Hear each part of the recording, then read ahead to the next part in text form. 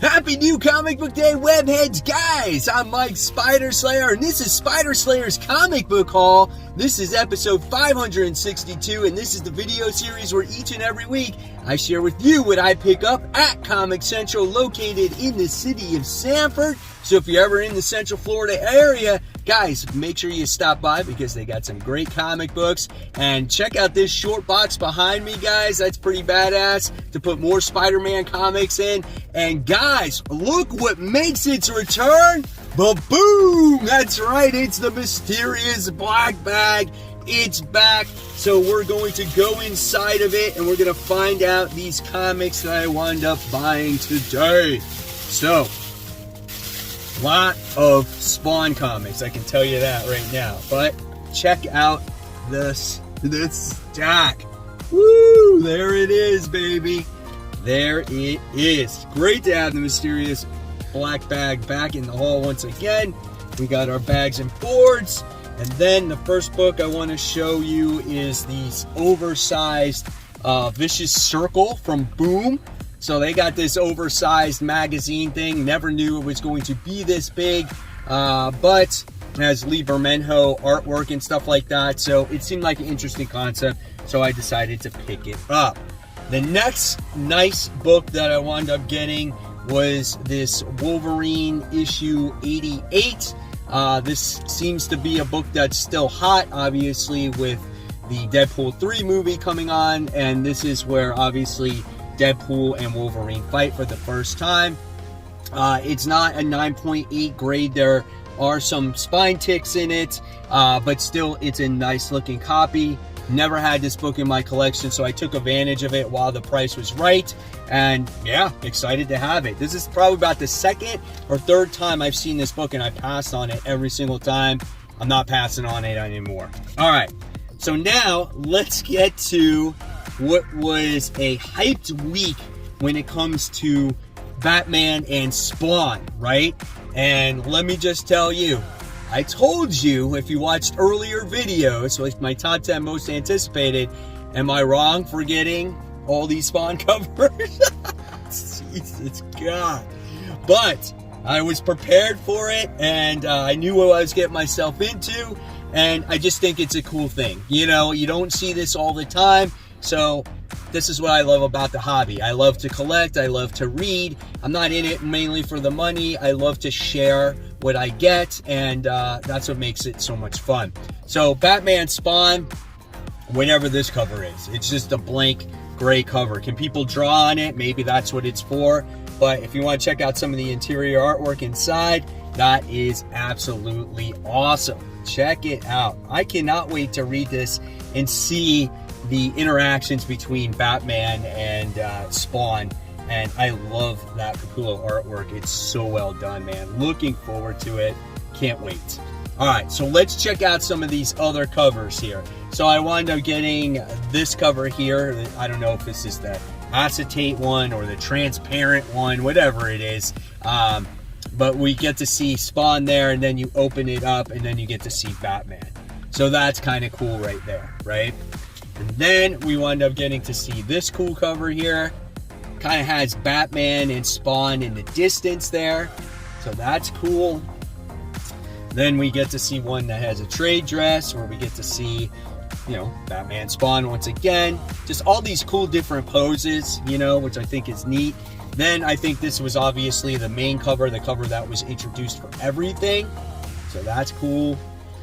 And then we get this one. This is one of my more favorite ones. I like this one here as Spawn is like on top of Batman. You get that green mist in the background.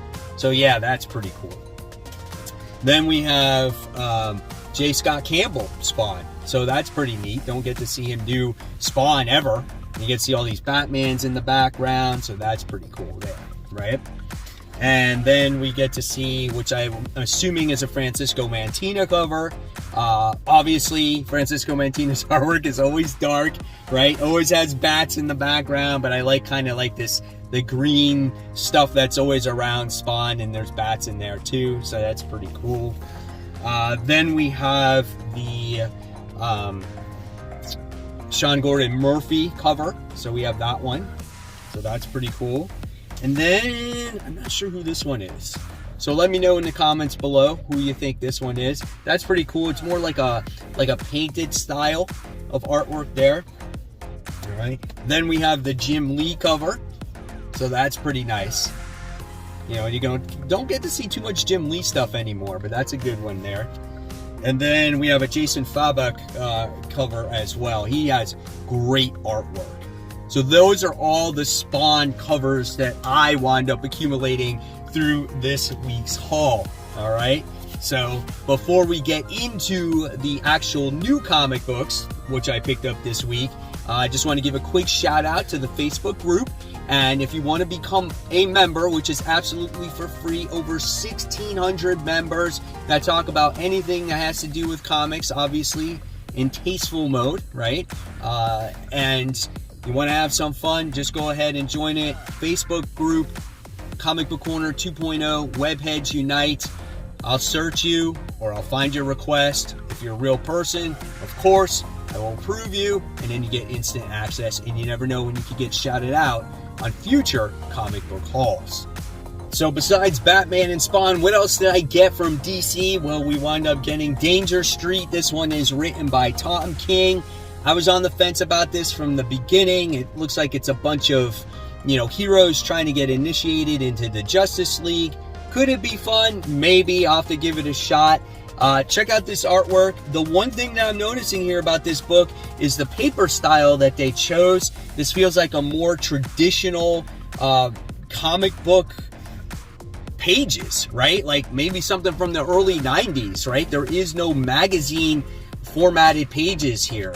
No glossy pages, I should say, right? But yeah, it looks like, we got Metamorpho in here and some other characters. So I don't know. We'll see what happens. Again, it's Tom King, not my favorite writer.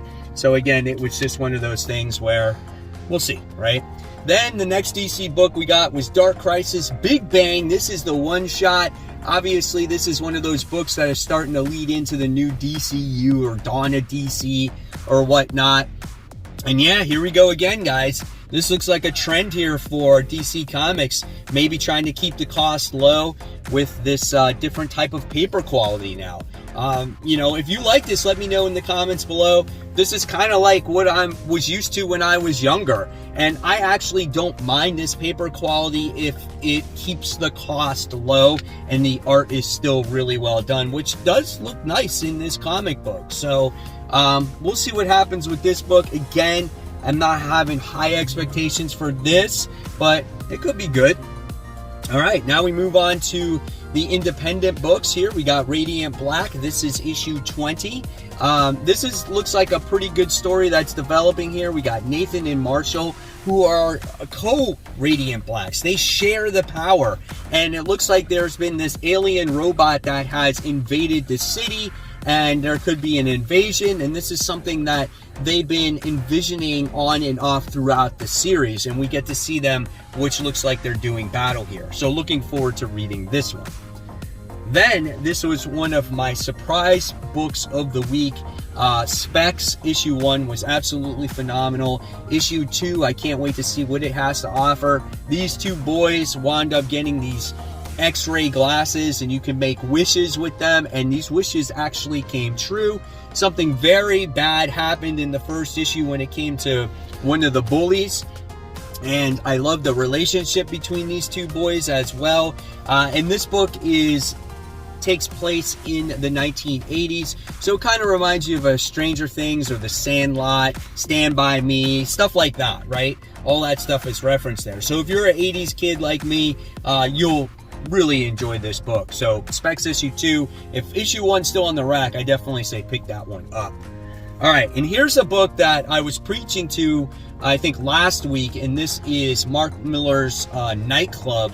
This is issue 1. This book is $1.99. When was the last time you saw a comic book at $1.99? And look at the artwork.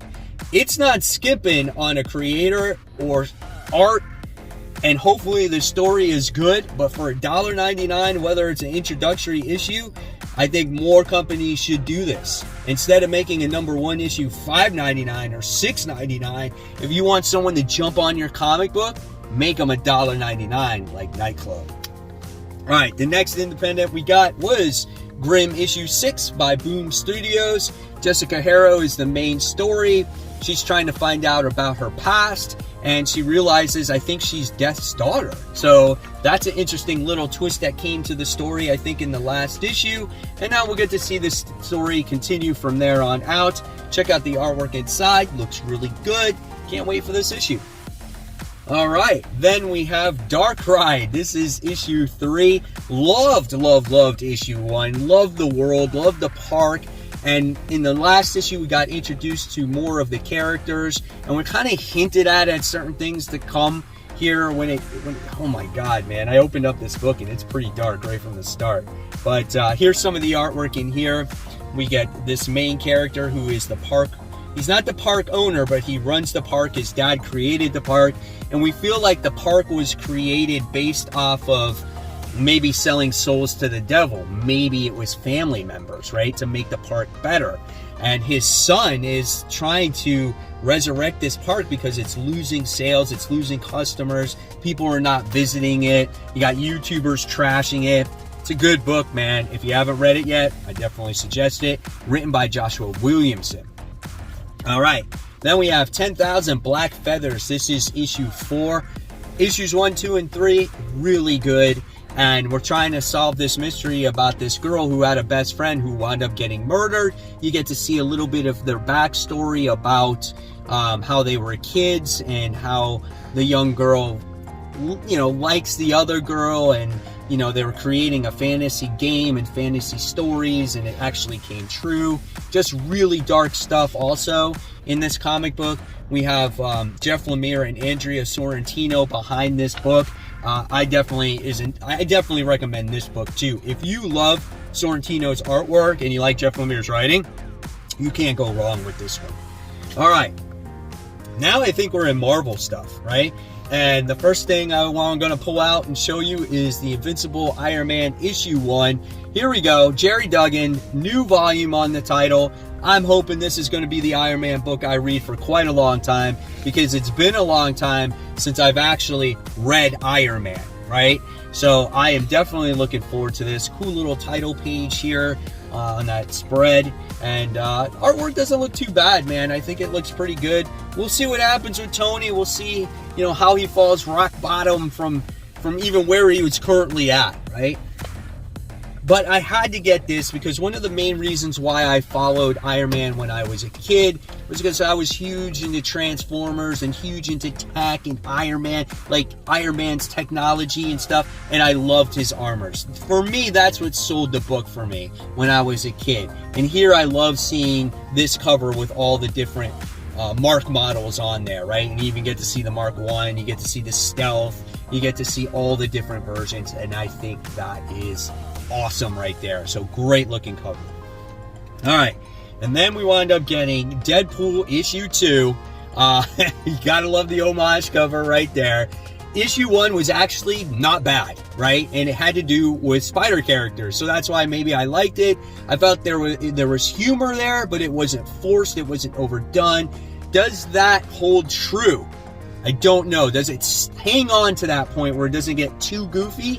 I don't know. But Deadpool has a Carnage symbiote growing inside of him. And that's what happened in the first issue. And you're just like, what is happening? And Deadpool is going through some crazy crap right now. He is hired to assassinate Dr. Octopus too. So there's some interesting plot points going into this story. We'll see if it keeps my interest for the long term. But for right now, I'm reading Deadpool. All right. And then we move on to the dark web stuff. So I wound up getting Amazing Spider-Man issue 15. This is Dark Web, where Spider-Man is going to have to be doing battle against Venom, because if you read Dark Web Dusk, I think it was, we had Madeline Pryor do something to Venom to where he reverts back to, I want to eat Spider-Man's brains. And we don't know what's happening there, right? So let's check out the art. The art is done by Ed McGuinness in this issue. So guys, John Romita haters out there, you're going to be happy with the artwork in this issue. Look at it. Look at the improvement. Oh my gosh, it looks so good. It looks awesome. Ben Reilly looks freaking beefcake right there, dude. It looks like an evil, formidable foe. Check out Venom. So yeah, I'm looking forward to it, man. Can't wait to read the next part. And then I wound up getting the variant cover for it. We got Chasm on there. I love his colors, though. I like this teal color he's got going on with the purple. I think that's neat. And then I wound up getting the 1 in 10. I think this is Ed McGuinness who does the cover for this one. So I thought that was a really nice looking cover. I had to pick that one up as it got all of Spider-Man's Rogues Gallery on there. So that's neat. And then the one other book I wound up getting was Dark Web X-Men. Issue 1, obviously this is a tie-in to it. Got Madeline Pryor on the cover, nice cover. And let's check out the artwork in this one to see how this whole thing all ties in. Let's check it out. So here's the artwork. You got some crazy minion-like creatures taking over everything, right? So yeah, it's a little weird, it's a little wonky. Let's hope the tie-ins are good. And I missed out on Immortal X-Men last week, and I went to see if they had it this week. It was all sold out, so I missed out on Immortal X-Men. I'm going to have to try to find it elsewhere. So there you guys have it. There is a haul for the week. Hopefully you enjoyed it. I love sharing it with you guys. Looking forward to hearing what you picked up in the comments below, or show photographs or pictures or videos on the Facebook group. And of course, guys, if you love my content, hit that POW button, right? You know, subscribe to the channel, show some love. And of course, if you love the content, I'll leave more content right here for you to click on. My top 10 most anticipated for next week. And guys, as always, keep buying, keep collecting, but always read your comic books. Guys, thank you so much, and happy new comic book day.